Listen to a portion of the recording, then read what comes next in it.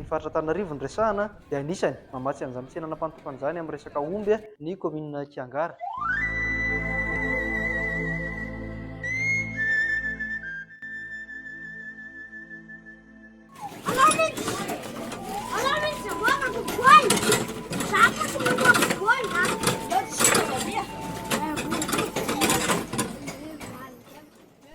Ny ankizy no antoko ny ho avy.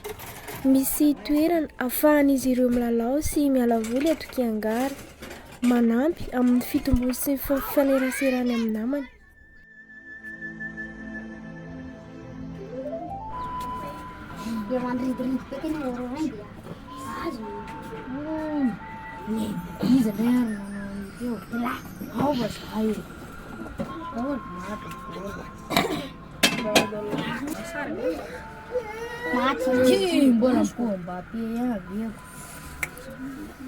Saika efa fenofeno eto avokoa ireo birao-mpanjakana. Misy ny brigade de gendarmerie eto fisetry ny fanabeazana, misy ny ambaratonga fototra, misa 5 eo izy ireo manerana ny commune. Misy ny CG misy anankitelo izy ireo ary misy ny lycée-mpanjakana misy anankiray. Misy ihany koa ny sekoly tsy miankina hita eto amin'ny renivohitr'ny commune. Efa misy ihany koa eto ny lehiben'ny boriboritany, misy ny chef zapo mazava ho azy dia saika zany efa hita eto avokoa ny sampandraram-panjakana. Ny fahasalamana zao dia manana CSB anankiroa ny commune Kiangara.